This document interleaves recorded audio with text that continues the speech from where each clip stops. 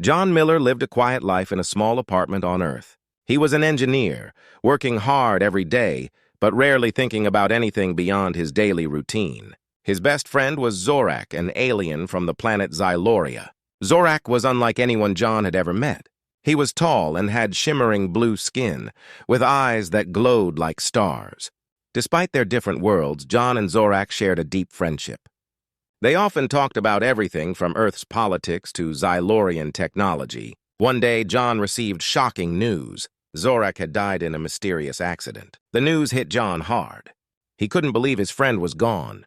Zorak was more than just a friend. He was a bridge between Earth and the stars.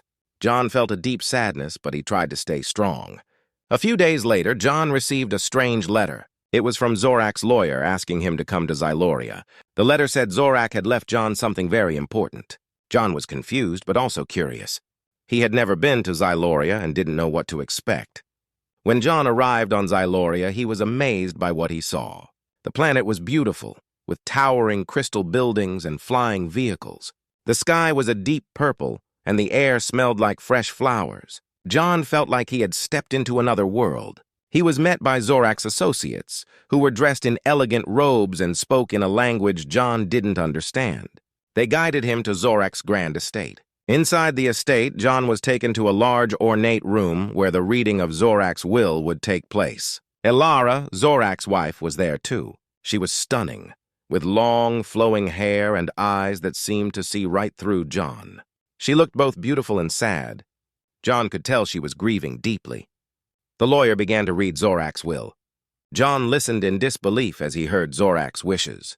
Zorak had left everything to John, his vast fortune, his advanced technology, and, most surprising of all, his beautiful wife, Elara. John's heart raced. He never imagined Zorak would leave him such a huge responsibility. The will stated that John was to take care of Elara and manage Zorak's assets. John felt overwhelmed. How could he possibly take on such a role? Elara's eyes met John's. She seemed just as shocked as he was. She had been married to Zorak for many years and had grown accustomed to her life of luxury. Now she was facing an uncertain future with a man she barely knew. John could see the pain and confusion in her eyes. After the reading, John and Elara were left alone in the grand estate. The silence between them was heavy. John tried to find the right words, but nothing seemed appropriate. He felt like an intruder in a world he didn't belong to. Elara finally spoke, her voice soft but firm. "I don't understand why Zorak chose you," she said. "I don't know how this will work." John nodded, feeling equally lost. "Neither do I. I never expected any of this. But I promised to do my best." The days that followed were a blur of meetings and adjustments. John had to learn quickly about Xylorian customs, manage Zorak's extensive assets, and find a way to connect with Elara. He spent hours studying Xylorian laws and technology, trying to get a handle on his new responsibilities. Elara remained distant, her grief making it hard for her to open up. John often wondered if he was in over his head.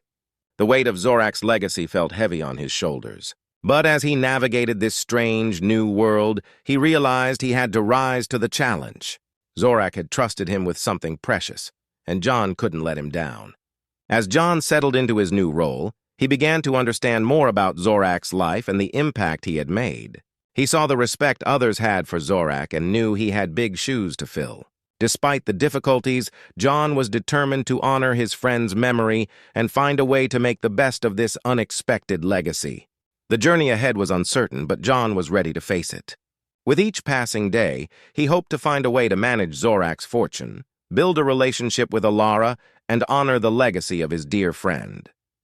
John Miller stepped out of the sleek shuttle and onto the surface of Xyloria. The planet was even more breathtaking up close. The sky was a deep, swirling purple, dotted with floating islands. The ground sparkled with a mix of colors, and the air was filled with a sweet floral scent.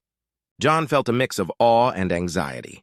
This was Zorak's world, and now it was his. He was greeted by a group of Xylorian officials, dressed in flowing robes and speaking in their native language. John tried to keep up as they led him through the grand halls of Zorak's estate. The architecture was unlike anything he had ever seen, shimmering crystal walls and floating platforms. Everything felt both magical and overwhelming. The officials gave John a brief tour and then left him alone to settle in. He wandered through the estate, exploring the luxurious rooms and advanced technology. Everything was new and strange. He found himself in a room with a large glowing screen and a complex control panel. The technology was far beyond what he was used to, and he struggled to understand it. John's thoughts were interrupted by a knock on the door. It was Elara, looking both beautiful and tired. She entered the room quietly, her eyes reflecting the same sadness they had held since Zorak's death. "I wanted to talk," Elara said softly. "It's going to be difficult for both of us." John nodded. "I know. I'm trying to get a handle on things here, but it's overwhelming." Elara sighed. "I understand. This place is so different from Earth. I've been here for so long, and yet I feel like a stranger in my own home." John looked at Elara sympathetically. "We'll figure it out together. I'm here to help you, even if I don't fully understand everything yet." Over the next few days, John struggled to adjust. He had to learn the basics of Zylorian culture, which was no easy task. The language was complex, with many strange sounds and symbols. He attended meetings with Zorak's former associates, trying to understand the intricacies of managing Zorak's vast fortune. John often felt lost. He tried to learn how to use the advanced technology, but found it confusing. The Zylorians had different ways of doing things, and John felt like he was constantly playing catch-up. Despite his best efforts, he often made mistakes, which only added to his stress. Elara helped where she could, though her own grief made her less inclined to offer support. She showed John some of the basics of Zylorian etiquette and introduced him to a few key people. However, their interactions were often tense. Elara was still mourning Zorak and struggled with the idea of moving on. One evening, John and Elara sat together in the garden of the estate.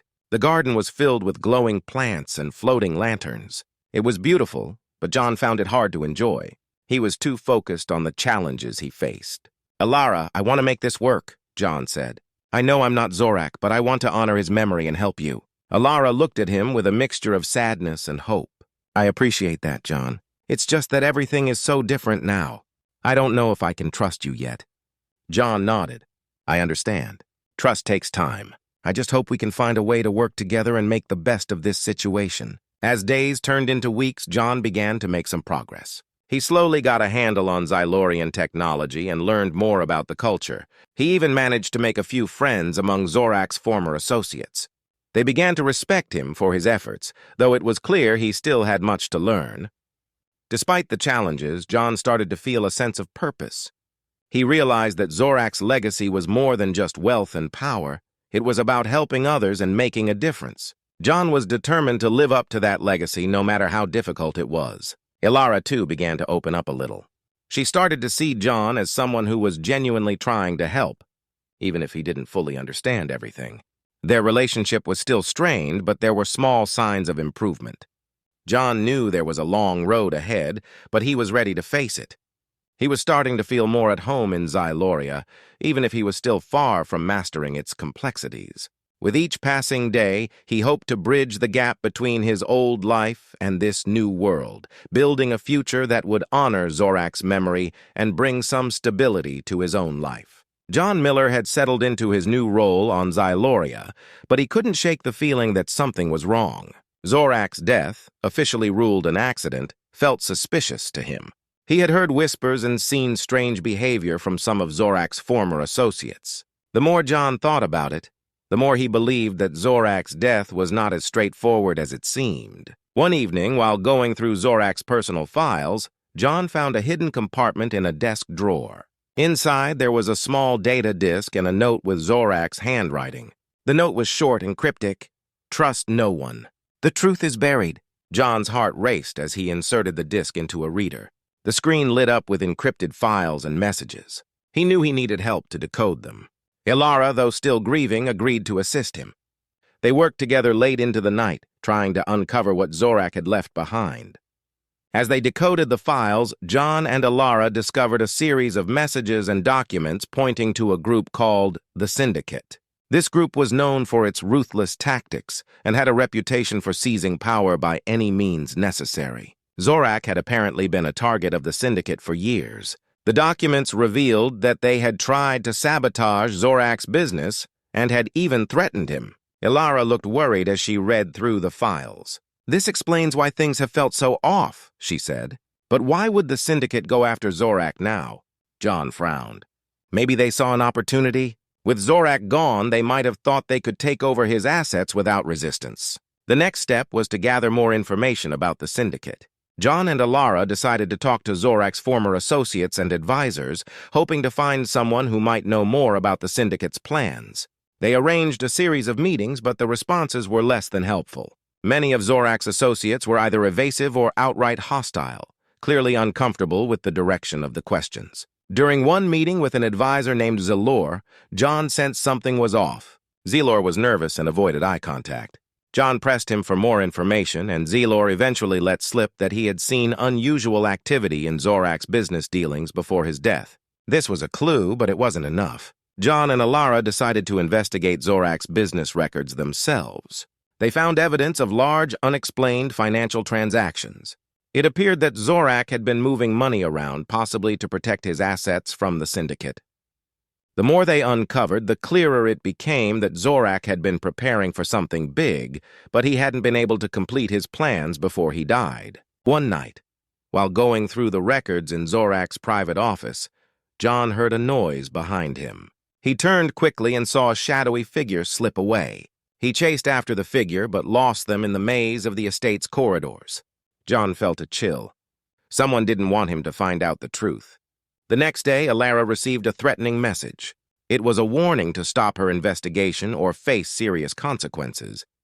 She was shaken and wanted to back off, but John convinced her to keep going. They had come too far to give up now. Determined to get to the bottom of things, John reached out to some of Zorak's loyal allies. They were hesitant at first, but John's persistence paid off. An ally named Reinar, a former security chief, agreed to help. Reinar had always been loyal to Zorak and had his own suspicions about the syndicate. With Reinar's help, John and Ilara were able to piece together more of the puzzle. They discovered that the syndicate had infiltrated various levels of Xylorian society. Zorak's death was part of a larger plan to take control of key assets and eliminate anyone who stood in their way. As John and Ilara continued their investigation, they realized the danger was growing. The syndicate was powerful and ruthless, and they were willing to do whatever it took to achieve their goals. John knew they had to act quickly to prevent further damage. Despite the growing risks, John felt a sense of resolve. Zorak's death had opened a door to a larger conspiracy, and John was determined to see it through. He had come to care deeply about Xyloria and its people, and he couldn't let Zorak's legacy be tarnished by those who sought to exploit it. With new allies and a clearer understanding of the threats they faced, John and Ilara prepared for the next phase of their mission. They knew the road ahead would be dangerous, but they were ready to fight for justice and protect Zorak's memory. John Miller and Ilara had been working tirelessly to uncover the truth about Zorak's death. They had gathered evidence pointing to the Syndicate, a powerful and secretive group known for its ruthless tactics. Despite the danger, they were determined to bring the truth to light. With the help of Reinar, the former security chief, they organized a plan to expose the syndicate. Reinar had managed to gather information on a secret meeting where the syndicate's leaders were expected to discuss their next move. John and Ilara knew this was their chance to reveal the syndicate's plans and hold them accountable. The night of the meeting, John and Ilara, disguised in Xylorian attire, made their way to an old warehouse on the outskirts of the city. The building was dimly lit and heavily guarded. Reinar had provided them with access codes, and they slipped past the guards and into the warehouse. Inside, the atmosphere was tense. John and Ilara hid behind crates, their hearts pounding as they watched the syndicate's leaders gather. The leaders were dressed in dark, expensive clothing and spoke in hushed tones. They were discussing how to consolidate their power and eliminate any remaining obstacles. John could hear their plans for taking over Zorak's assets and silencing anyone who might expose them. John's breath caught when he saw one of the syndicate leaders, Zelor, the same advisor who had seemed so nervous during their earlier meeting. Zelor was speaking with authority, revealing that he had played a crucial role in Zorak's death. He had been working with the syndicate to orchestrate the accident and cover their tracks. Ilara's eyes widened in shock as she listened to Zelor's confession. She had trusted him, and now it was clear he had been a key player in the conspiracy. John and Alara exchanged determined glances. They had to act fast to stop the syndicate and bring Zelor to justice. As the meeting continued, John and Alara quietly recorded the conversation, capturing every detail of the syndicate's plans and Zelor's involvement. They knew this evidence would be crucial in exposing the truth. Suddenly, one of the syndicate members noticed a noise coming from their hiding place. The room erupted into chaos as the guards moved to investigate. John and Alara knew they had to leave quickly. They sprinted towards the exit, narrowly avoiding capture. Outside, they were met by Reinar and a few trusted allies.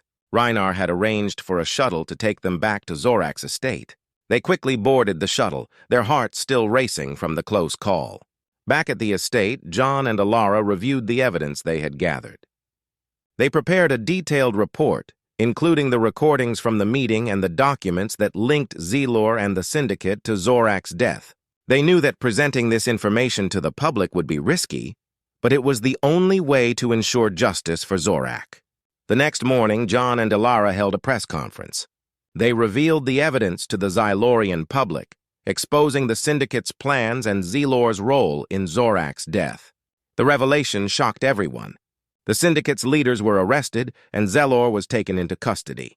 The truth had come out, and Zorak's name was cleared. As the dust settled, John and Alara were approached by many grateful Zylorians.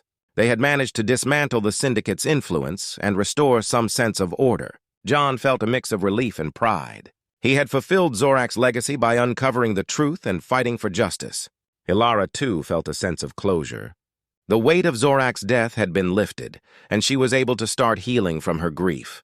She and John shared a moment of quiet reflection, acknowledging the challenges they had faced and the bond they had formed through their journey. John knew there was still much work to be done, but the victory was a significant step forward.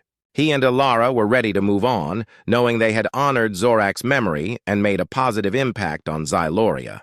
The future was uncertain, but they were prepared to face it together, having uncovered the truth and fought for what was right. With the syndicate dismantled and the truth about Zorak's death exposed, Zyloria began to heal from the chaos that had disrupted its peace. John Miller and Alara stood at the forefront of this new beginning, ready to build a future that honored Zorak's memory and embraced the changes ahead. John had settled into his role as a leader on Zyloria.